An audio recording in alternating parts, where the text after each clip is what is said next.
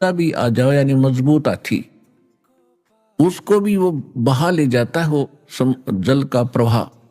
लेकिन मछली जो होती है वो उसकी उल्टी दिशा में और बिल्कुल ऊपर पहुंच जाती है, ऐसे पड़ रहे पानी के ऐसे ऊपर चली जाती है।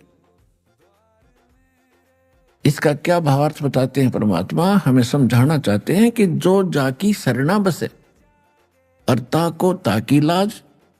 अब मछली जो है जल के ऊपर समर्पित है और जल से बाहर होते ही वो पटक अपने तड़फ तड़फ कर मर जाती है, यानी उसका जल के साथ इतना संबंध है।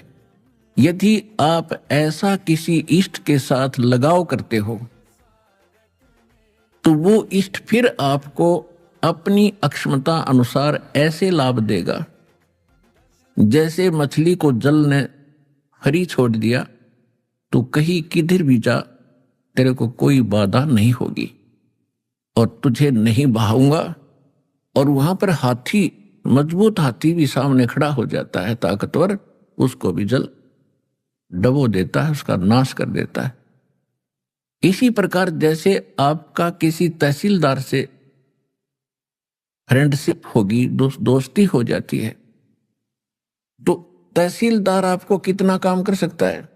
कभी कोई रजिस्ट्री जिंदगी में हुई एक आध उसको कर देगा, लेकिन अकॉर्डिंग टू लॉ ही करेगा। इतना अवश्य कर देगा कि आपको अपने ऑफिस में बैठाओगा, चाय पिलाओगा और वहीं बैठे आपका सारा काम कर देगा। लेकिन इससे हमारा सर्व कार्य सिद्ध नहीं हुआ। इसके बाद और बहुत सी डिपार्टमेंट है जहां हमें प्रतिदिन काम पड़ता है।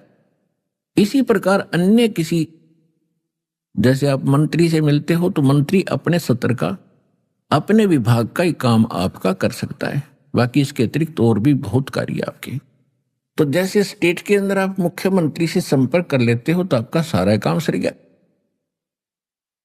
फिर कुछ कार्य ऐसे होते हैं जो मुख्यमंत्री भी नहीं कर सकते, तो प्रधानमंत्री यानी वो आपको अपने राज्य में सभी सुविधाएं दे सकता है अपने स्तर की।